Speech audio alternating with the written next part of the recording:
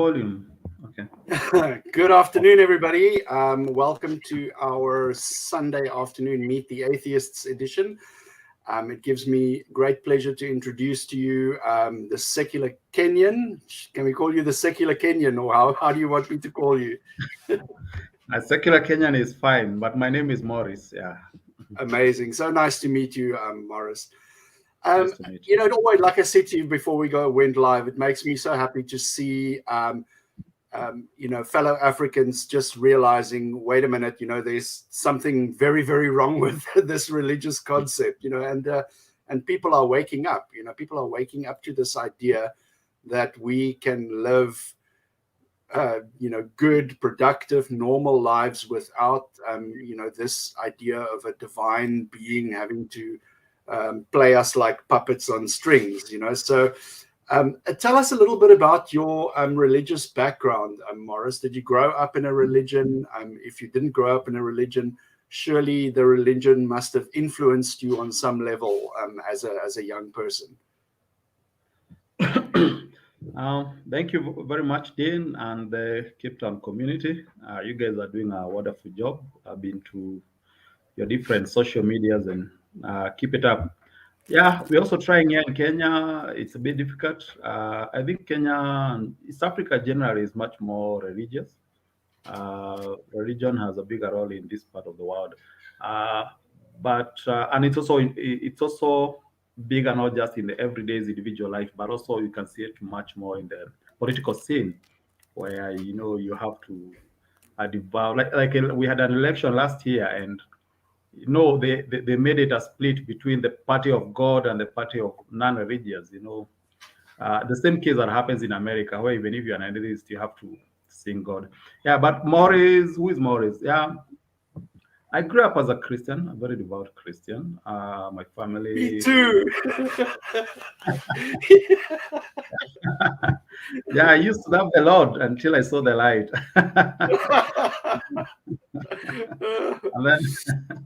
And then, yeah, actually, very religious. From the school that I went, all the way from primary school to high school, it's all religion. CRE, which is Christian Religious Education, was mandatory for my 12 years of study. Yeah, and everything around me was just Christianity. One thing that I notably noticed is I never heard of atheism. I had my questions in high school. I had a lot of questions, doubting like these Bible stories that don't make sense.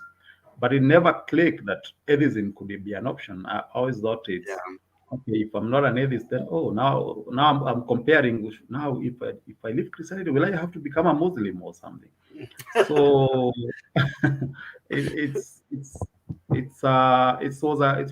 but when I go to the university in Western Kenya, Masinde Muliro, I was still a Christian, but I was very skeptical at that point.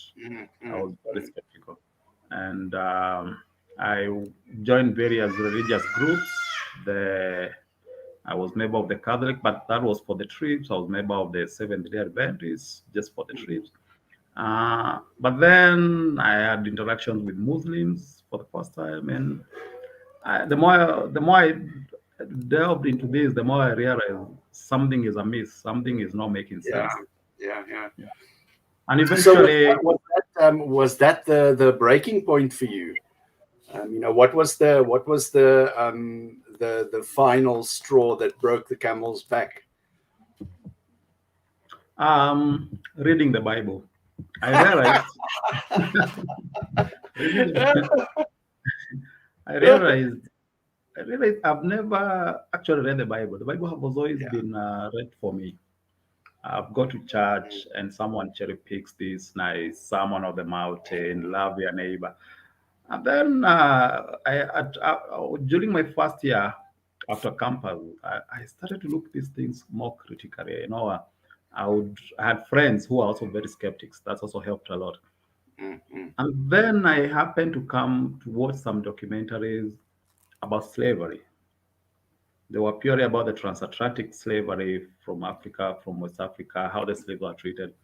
Uh, and and then I also happened to watch a show from atheist community of Boston. ACA, the one for Dillama. I remember it was Matt Dillahunty and the lady called Tracy Harris.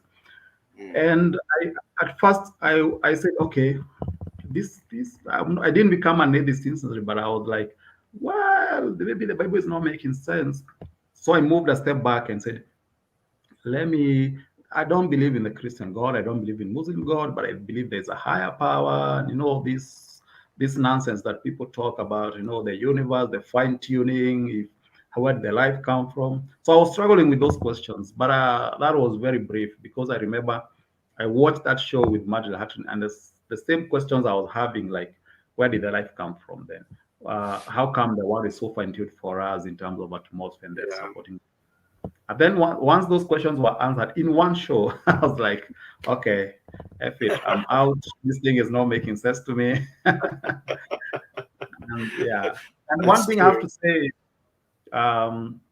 one thing that also really helped me is to know there is an atheist out there. It's to know that atheism was an option. That was very important. And that's something that is normally understated.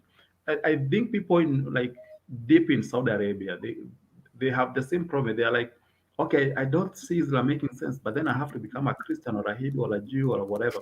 They don't see atheism.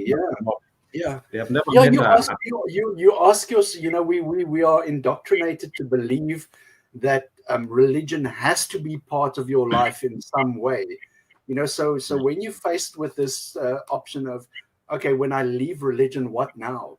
And then you feel the need to replace it with something, not realizing that it's like a rotten tooth. When you extract it, it's gone, Exactly. Yeah, and also to add on to that, in Africa we have a unique problem, which is our governments are not very functioning properly in terms of something called social security and social welfare.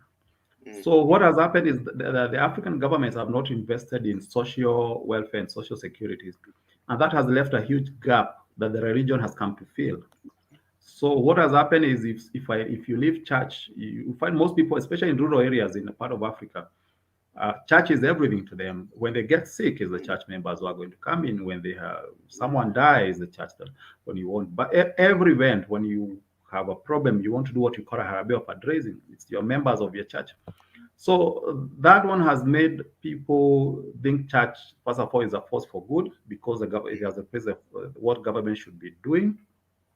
And it has also made the church very powerful because it has given them one very powerful weapon called excommunication.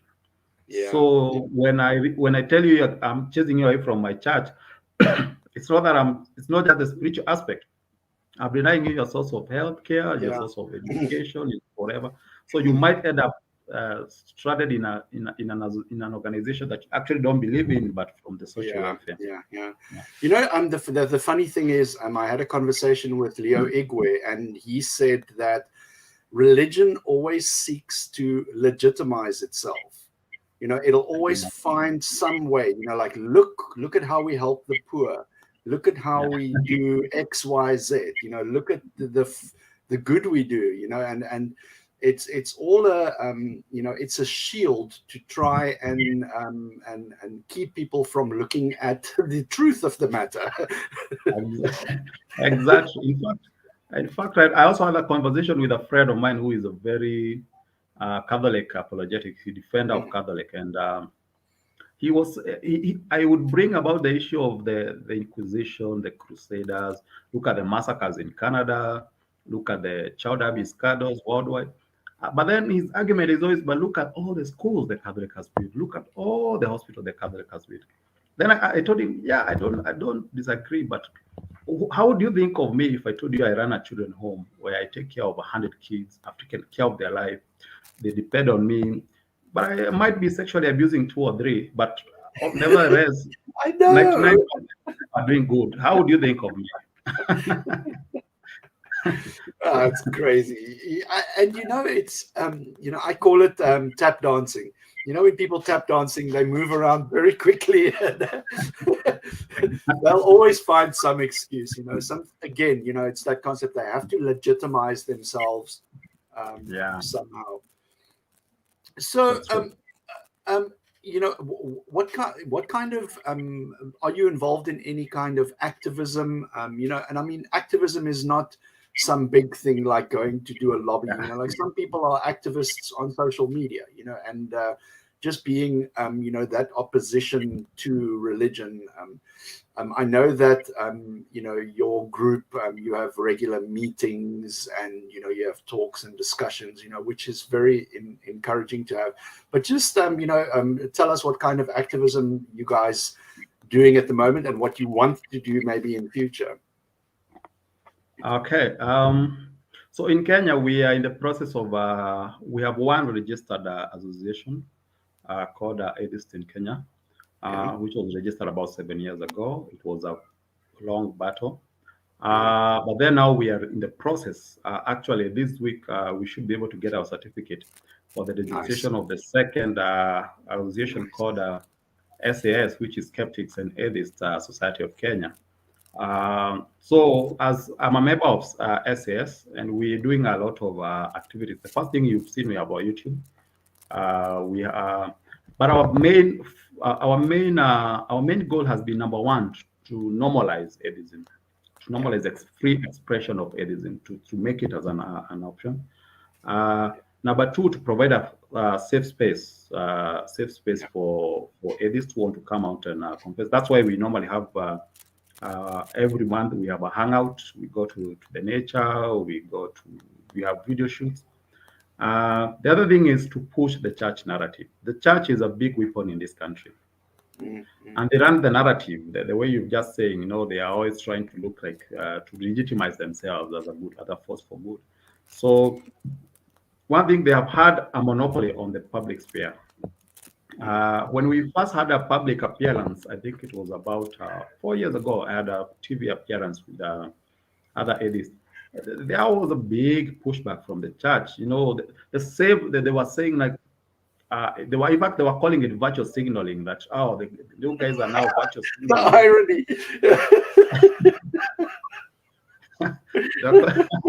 Thank you guys. I want to teach this atheism to our kids. So yeah, we've come from far. For the last 4 or 5 years, we've really come from far, because I think now virtually every media hosts atheists or debate about God once in a while, and that's a very good thing. And the other thing we're doing is we've realized the best target are the young people. They are very skeptical, especially the college people, the people in universities, the young people. They are very skeptical because they are not. The good thing that happened to the atheist movement worldwide is the internet. Everybody has their own access to information. It was the days when you'd sit down and be read a story of the Sermon of the Mountain, and you think that's the whole narrative in the Bible is gone, because everybody can click and find out this information.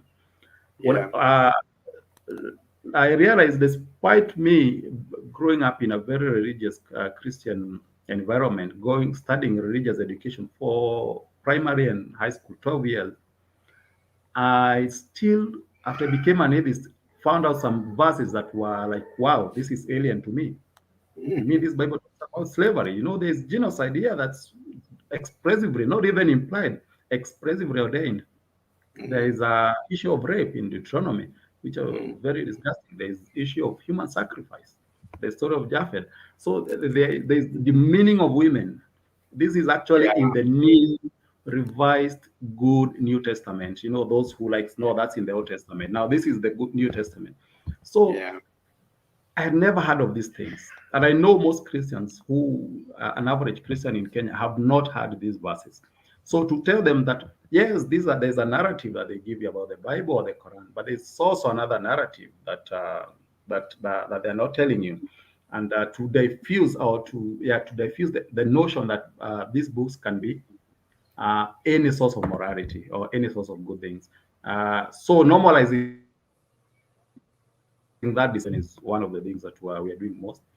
But we've had some bit of legal challenges with the government, but I think we will be able to solve them this week or next week. Because some media houses will not host us if we are not a legal entity.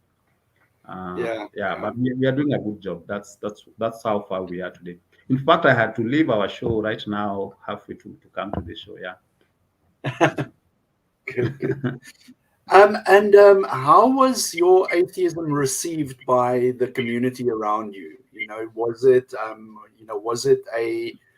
an easy conversation to have, or a very difficult and uncomfortable conversation to have? How did that happen for you? The first thing, of course, the first thing they do is call you a devil worshiper. I have heard it common word in this. And then I told them even that devil is fiction too. So, and, but of course it was very negative at first. Yeah. Of course, it's always people are not comfortable with it. People want to have people want to have people have this question like it's called mostly people have cognitive dissonance. Like how can you not be like this instead of this? So yeah, it was a bit there was a bit pushback, but I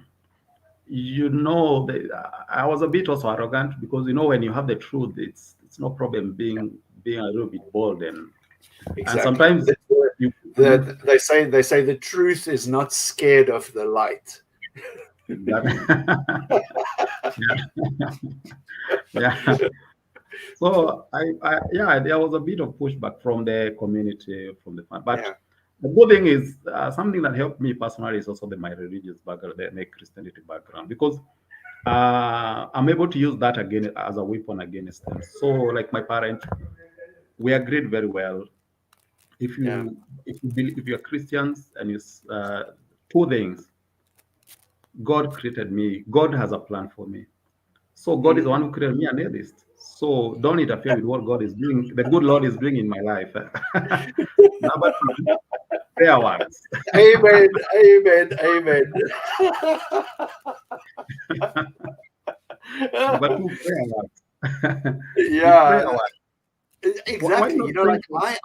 My favorite line to use is to say, like, why don't you go and pray? Go and pray that God will work in my life so that I can come back to, and let's see how effective the prayer is. Maybe maybe you also need to up your beliefs. It got to a point now. They promise they are going to pray. So like when we meet after a few months, I'm even the one prodding them. Hey, what's up? How are the prayers going? I've not seen anything on the side.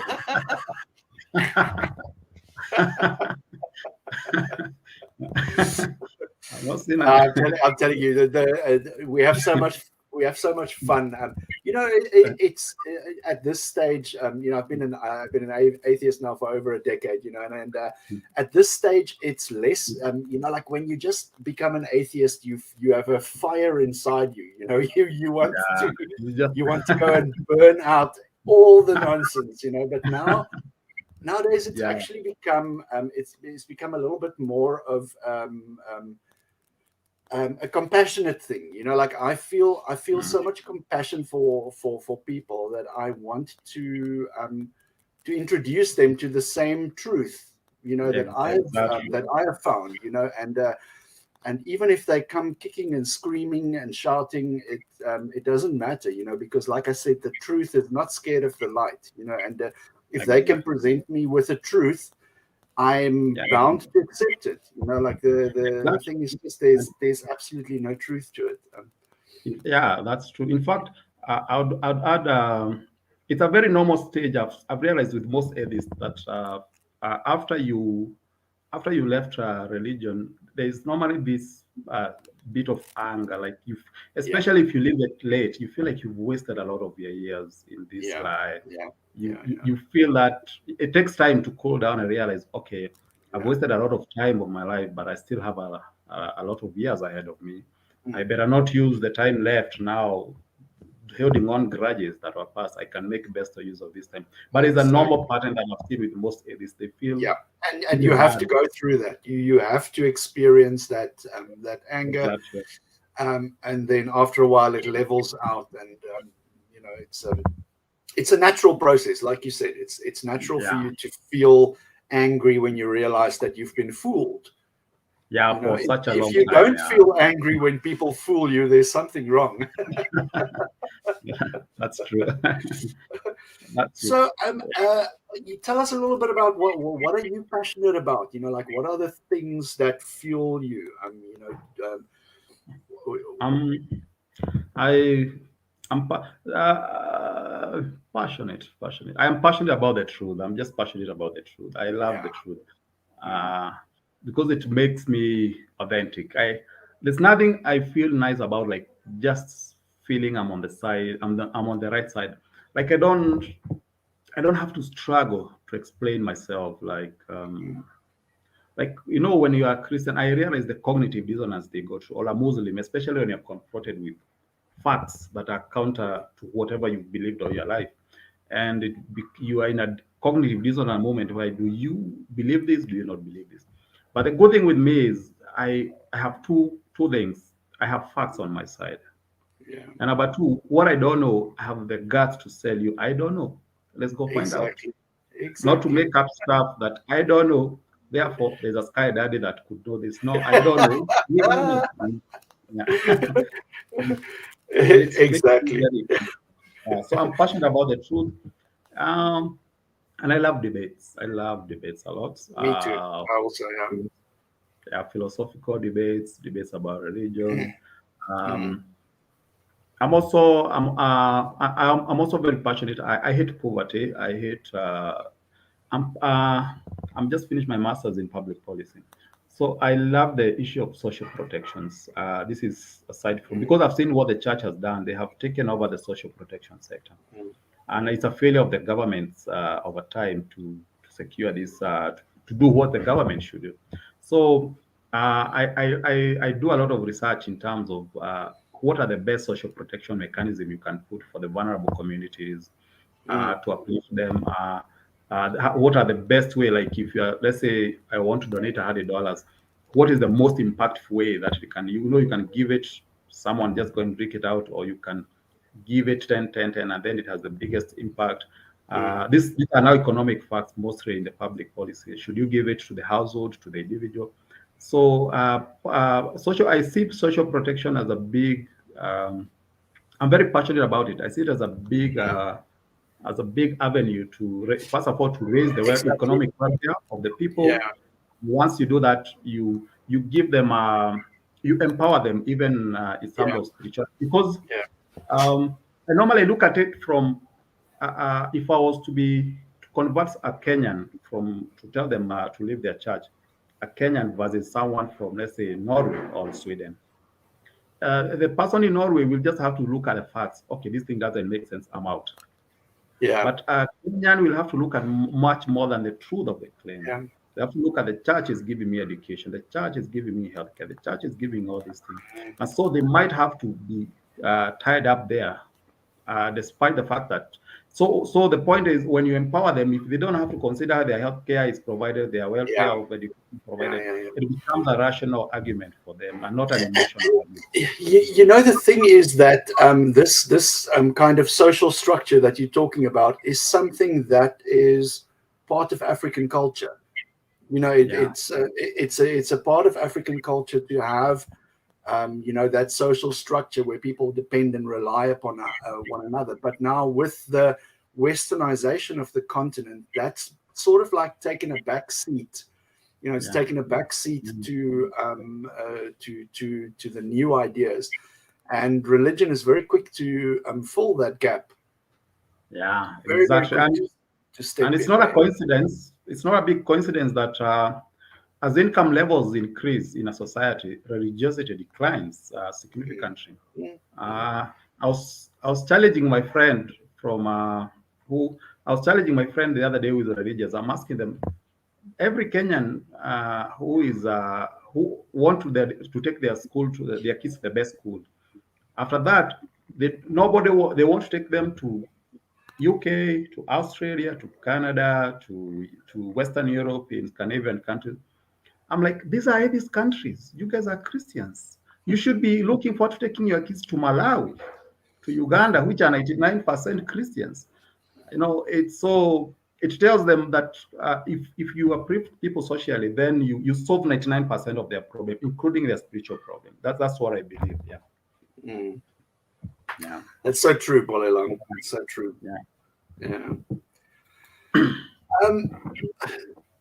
You know what you everything that you say resonates so strongly with me. You know, like we share you know, such a similar outlook on you know, just humanism and society in general. And Okay. I always like to you know, I don't want to focus on the negative things, you know, but we have to talk about the elephant in the room. And the elephant in the room that nobody wants to talk about is the harm that religion does. You know, in our own society as well. You know, like it just poisons. You cannot go a week without seeing a video of some crazy African pastor doing miracles, or you know, flying across the room with special effects and people waking up from the dead. You know, but you know, I think there's a much more insidious way that that religion harms people. You know, it always creates this idea that, you know, we are not good enough, that we are not enough, you know, that we have to keep on trying to you know, be more X, be more Y. You know, like women are Yeah. not pure enough, women are not chaste enough, you know, like men are too lustful, you know. And it teaches us all to you know, to feel disgusted in our own human nature, you know, because only when we feel disgusted with ourselves, we can actually try and better ourselves, you know, not thinking that it is an intrinsic human value, you know, that humans have to better themselves and to better them as a society.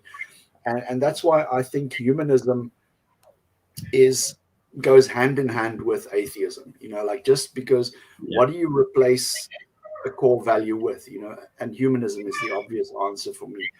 I don't know if you've experienced any kind of harm or um, you know, things that jump to mind for you, you know, in your society, where you know, in terms of the harm that religion does to people. Um, yeah, there are quite a lot. There's quite a lot, especially on this continent of ours. Yeah, You see, religion for it, the first thing, the problem is that it's not true. It kills the critical thinkings of young people. mm, The fact that you teach them, you tell someone to believe, you know, you tell them, no, no, no, no, no, don't question this much. That is the devil tempting you. And you're telling this to 5-year-old, 6-year-old, 7-year-old. You're killing their critical thinking. And it manifests in so many other, they become vulnerable to bad ideas, to bad actors, because what we have seen especially in Kenya and let's say East Africa, and also a bit, I've seen a bit in South Africa with your pastor there who was resurrecting people from the dead. They have they are actors. They are very good actors. They have this. They yeah, are these charismatic. They're very charismatic, very courageous, very ruthless. And mm, so what they will do is they will first of all try to make sure that you feel you are not good enough. You are trying to achieve certain goodness, certain justification, certain whatever. And that is what they have done a lot here. And now, once they have done that, they're able to manipulate you and they're able to, first of all, financially milk you dry. The fact because they give you this hope. They are cult leaders. They give you this source of hope. They come to they for me to manipulate you, I have to hit you where you're most vulnerable. If you are rich, I cannot promise you more money. But if you're poor and I promise you money, that's a weak point. yeah, If you're sick and I promise I'm going to heal you instantly, that's a very weak point. So they're using these things to target the people who are quite vulnerable in the society. I think you've heard of Shakahola, the one of the worst massacre that is going on. I think it's called a Kilifi. I call it Kilifi I did, Christian yeah, cult. yeah, I did, Uh, where they were finding all the bodies. yeah, they're fighting more bodies. They like to call it Kilifi cult. You know, every religious leader now is telling us, no, no, no, that's not Christian. That is cult. I'm like, no, it's Kilifi Christian Shakahola cult. The word Yeah, Christian is pronounced. These people were in a church. They were manipulated with the hope that they are going to meet Jesus physically. mm, So far, I think we are around had 249 bodies that have been recovered. 630 something are missing. The mass graves are there. There are a lot. It's quite a large areas. There are about 600 and something people missing. 630 something missing, reported missing. There could be more. So at Damn, the I end of didn't it, realize the scale of it, eh? yeah, we could hit 1,000 bodies. These are people who are one convinced that you have to sell and sell their property and do whatever they can to go and you know the argument that leave the worldly position and come and see the Lord. And they went to the It's forest. biblical. Yeah, they fasted to meet the Lord. Now the problem I have with that is, first of all, they involve the kids. So the kids were forced to starve because there are more than half of the victims are kids. The other problem is that those who change their mind halfway, they were being killed. The reports of the detectives have shown that they were being physically killed.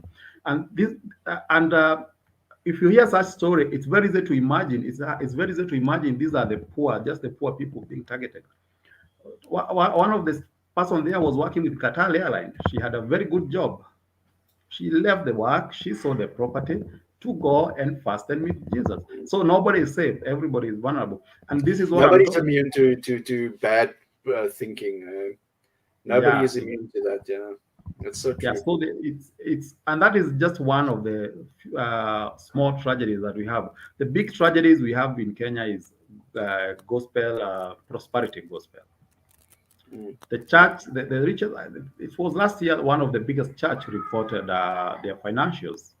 They are in the tune of 3 billion Kenya shillings. That is about half a billion, I think, rands. Like that is just their one church revenue in Nairobi, and there are It's many. obscene. Yeah, it's obscene. Why does a church need that much money? For the and I would like to know, what are they doing with those funds? Are they actually like putting it back into the community, or is it just No, going straight into the pocket of the pastor?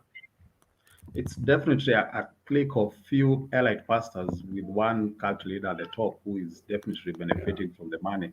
So they have bought themselves. They have private jets. They have they are living very lavish in the midst of poverty, in the midst of Yeah. the mass poverty. It's very bad and very disgusting. So it's a and that is the thing that they have done. They have used they are really manipulating people financially. So that's one of the biggest harm they have done. There's of Mm. course the danger of physical harm. And the biggest one I normally say is the fact that they tell you they kill your critical thinking skills. Mm. And now that one is not manifesting at the individual level, but at the political level. Because the last election, I told you, religion was very powerful. So even if you're bad candidates, as long as you're corrupt and willing to offer these people protection, political protection, they have no problem. They will mobilize their congregants to vote for you. And that's what politicians want. Politicians have no morals. As long as they can get people to vote for them and they stay in power, that's what they want. So it's a really bad, it's a very bad relationship, and it's a very bad relationship that is threatening the very fabric of this country, where people are not voting on merit, they are not voting based on policy issues or economic issues. They are voting, oh, these are Christian, this is one of us, let's vote for them, whether they are bad people. And that also reflects later in their accountability, because you're not going to do anything to them even if they steal money. They're just going to say you're attacking religion, and they get away Yeah. with it. Yeah. It's So it's Stockholm very bad. syndrome. It's Stockholm syndrome in its purest form. The people the people feel sorry for the person that kidnapped them. Yeah, exactly. Right. So we always talk about our journey away from religion. But I always say to myself, I wish I'd known this earlier. I wish I just discovered this one thing earlier. So if you now, where you're standing now, can look back and speak to young Morris, what is the one thing that you would like to tell him? Read the Bible. Yeah, it's normally it sounds ironical, but I normally tell people 90% of atheists I know, either they read the Bible for themselves or they read the Quran for themselves. Yeah. Yeah. They read the Bible. Read the Bible. Read it for yourself. Don't go. this issue of going to church and the pastor read the verse for you, and then he interpret it with all this context and whatever they want. Read the Bible for yourself. Just do that. Most people have become atheists out of reading the Bible than have become now Christians, because you realize. So that's what I would do if I were young. I would read the Bible for myself, and I think that would be achieving. And then the other thing I would try to develop a little bit of read widely in terms of skeptical skills. My reading about history has really helped me, because that one was also very denied in me. I was forced not to take history so that I could accommodate religious education in my school. So reading about your history also is very important, so that I normally tell people. In fact, I was having this discussion with people today. Religion might be harmful, but it also has it has a cultural significance in it. There's a reason why Islam is mostly Arabic, and you have to learn even Arabic language to understand. When you become a Muslim, Allah creates you a Swahili Kenyan, but He wants you to learn Arabic to understand His word. Exactly. Hinduism is about Indians. It's an expression of their culture. Whether you can debate whether it's true or not, but it's an expression of their culture. It's an expression of what they do. Their gods are in Indians' names, everything. Christianity is an expression of Jewish culture. That's why God is called Yahweh. His favorite tribe is Jews.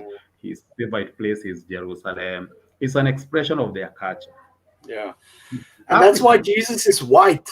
I'm going like, Africans, wake up! What's wrong with this picture? Why is your God white? Exactly, that's what I'm asking. Also, you can see people have their own goals and their own they identify with. We know these girls are fictional, but at least they give them a cultural identity. What about Africans? We are told no. God cannot look like you. This is black magic. Yeah. This is witchcraft. God cannot be black. Has to be blonde, white, with long hair. Virgin Mary, and it gives you. It's a big topic actually, because it makes you. It has made most people not to, because they cannot identify with their gods. They identify with people. They have this low self-esteem. That is why you find that if you give most African like a black doll, they're like, this doesn't look normal. This is not how a doll should look. But if you give them a white doll, it's like, oh, that's how a doll should look. It's the same kind of it's slow... an inferiority complex, like religion has instilled an inferiority complex within Africans, that has basically exalted anything European to a level which is superior, and it's such bullshit, because even before colonization, like there was rich tradition in African culture, and it's all been whitewashed and pushed to the side, for this European ideologies to take place, and I think that is the biggest crime, like that the whole culture and identity has been whitewashed, and religion has played a very, very big part in that. Yeah, it's a very sad story. It's a very sad story for the African identity. Yeah, Morris, I don't want to take too much of your time, and I know you're going to prepare for another meeting after this. So I want to thank you on behalf of all our members. Thank you for being so very generous with your time and for sharing your story and your experience with us. Tell us, where can people find more of you on social media, and also send me the link to your YouTube channel on the messenger, and then I will post it in the comments below this video as well. Okay. Thank you very much. You guys are doing a good job. Keep it up. I hope to come back again and again. I see Bolelang. Bolelang is a very active member also on our side. Karibu sana. My name is Secular Kenyan, and every social media. Now there are two. I have to be very careful. My socials are all Secular Kenyan. Facebook, Twitter, I'm Secular Kenyan. On TikTok, I'm a Secular Kenyan. On YouTube, I'm a the show is called Secular Hangout with Secular Kenyan. But those are my individual socials. But I would like also to people, if you can support the the atheist community of Kenya, which is our channel is called the Atheist Hangout, where we post our content. We have a lot of things going on. Yeah, I've seen a couple of those shows. You guys really do a very good job of talking about actual events. Like it's not all about religion. It's like focusing on topical issues that are relevant, and I really like that take on it. So we're trying that. And we hope you guys can go there and support us and like us and spread our message. I think eventually we can form one big community that can, just like religions and churches have done, and then we can be able to outline, articulate our issues. Exactly. Thank you so much, Morris. Take care, and we'll see you out there in the World Wide Web, I guess. Thank you very much for your time.